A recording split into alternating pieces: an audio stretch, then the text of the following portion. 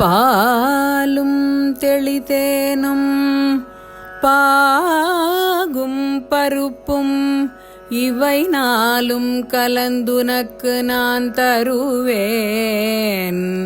கோலம் செய் துங்கக் கரிமுகத்து தூமணியே நீ எனக்கு சங்கத்தமிழ் மூன்றும் தா.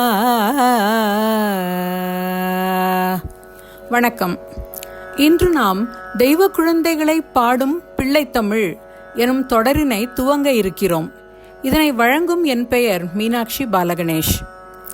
தமிழ் மொழியில் உள்ள பிரபந்தங்கள் என்னும் 96 வகை சிற்றிலக்கியங்களிடையே சிறந்து விளங்கி தனித்து ஒளிர்வது பிள்ளைத்தமிழ். தமிழின் நீண்ட இலக்கிய பரப்பில் பல காலகட்டங்கள் உண்டு. அவற்றில் சிற்றிலக்கிய வகைகளின் காலம் என்பதும் ஒன்று உண்டு. அத்தகைய சிற்றிலக்கியங்களில் பிள்ளைத்தமிழ் எனும் பிள்ளைக்கவி குறிப்பிடத்தக்கது. சிற்றிலக்கிய வகைகளில் பிள்ளைத்தமிழ் நூல்களே எண்ணிக்கையில் மிகுந்துள்ளன. பிள்ளைத்தமிழ் என்பது சங்க காலத்திலிருந்தே தோன்றி வளர்ந்த ஒரு வரலாற்றையுடைய இலக்கிய வகை எனலாம். அது ஆண்பால் பிள்ளைத்தமிழ், பெண்பால் பிள்ளைத்தமிழ் என இருவகைப்படும். இருவகை பிள்ளைத்தமிழுக்கும் காப்பு, செங்கீரை, தாள், சப்பாணி, முத்தம், வருகை, அம்புலி எனும் 7 பருவங்கள் பொதுவாகும்.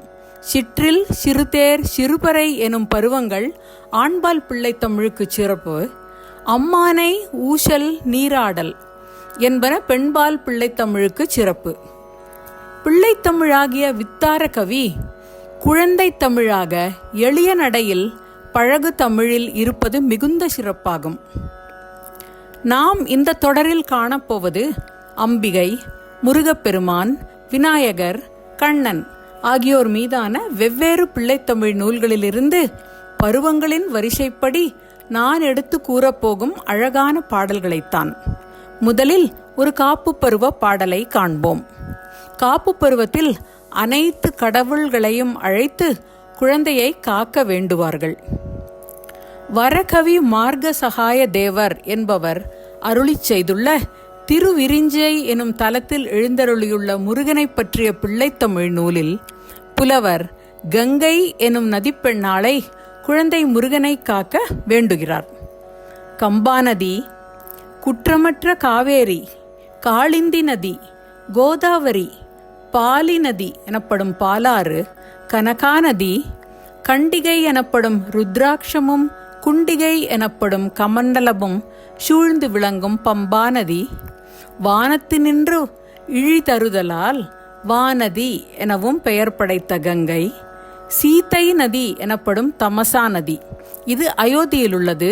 இங்குதான் ராமன், சீதை, லக்ஷ்மணன் மூவரும் அயோத்தி மக்களை பிரிந்து வனவாழ்க்கையை மேற்கொண்டார்கள். பின் சீதை கருவுற்று தங்கியிருந்து லவகுஷர்களை பெற்றெடுத்ததும் தமசா நதிக்கரையில்தான். பாஞ்சாலி நதி ஆகியன தவம் செய்ய உகந்த கரைகளை கொண்ட புண்ணிய நதிகளாகி பலவாக பிரிந்து ஓடும் பாகீரதியே. பகீரதன் தன் தவத்தினால் ஆகாயத்தினின்றும் பூமிக்கு கொண்டு வந்த கங்கை நதியே என்று கங்கையின் பெருமைகளை கூறி அவளை விழித்து குமரனை காக்க வேண்டுகிறார் புலவர். அந்த குமரன் எனது பாதகங்களை எல்லாம், பாவங்களையெல்லாம் நீக்கியவன் இந்த வேலவன். இவன் இமையோர் ஆகிய தேவர்களின் அரசன், குமரேசன்.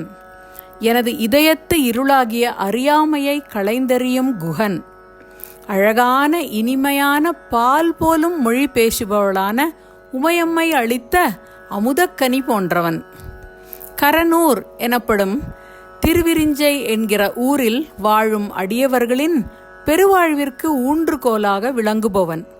அவனை காத்தருள்வாய் தாயே என அமைகிறது இந்த அழகிய பாடல்.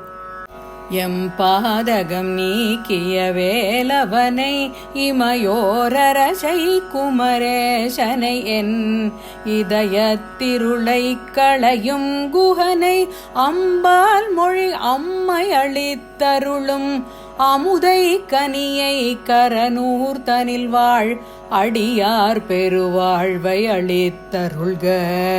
கம்பாநதி கோதமை காவேரி காளிந்தி கோதாவரி பாலி நதி கனகாநதி கண்டிகை குண்டிகை சூழ் பம்பாநதி வானதி சீதை நதி பாஞ்சாலி தபோ நதியே முதலாம் பலவானதியான பகீரதியே.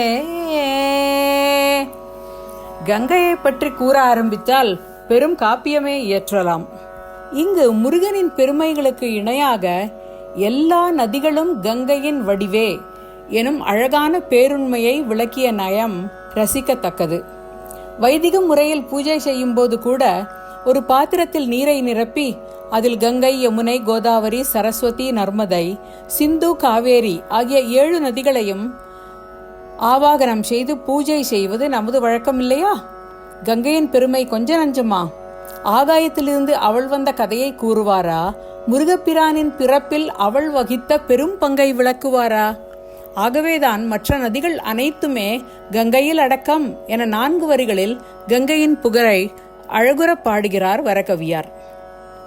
அடுத்த வாரம் சந்திப்போம். திருச்சிற்றம்பலம். நமஸ்காரம். This is a series on Pillai Tamil, which is a unique short literary work in Tamil which stands out amidst the multiple short literary formats in Tamil language. Gods, goddesses, kings, queens, nobles or learned teachers are personified as small children, and the poetical work is structured as 10 stages of growth starting from the first month after birth to about 10 to 12 years of age.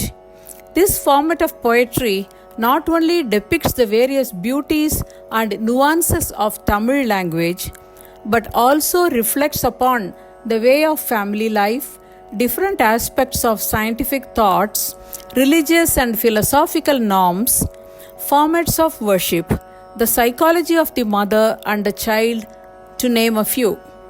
In this series, we are going to look at the poetry from various Pillai Tamil texts sung on gods and goddesses and look at the stages of growth. In the first stage, namely protection stage, the parents call upon various gods to protect their newborn child. The work chosen for today's presentation is by Varakavi Marga Sahaya Devar on Murugan. It is the 5th song in which the poet calls upon river Ganga, who is a confluence of various sacred rivers like Kaveri, Godavari, Tamasa and other rivers, to protect child Murugan, who is the child of Uma and the army chief of all gods and who clears our ignorance. This has been brought to you by Meenakshi Balganesh. Thanks for listening. Until the next episode.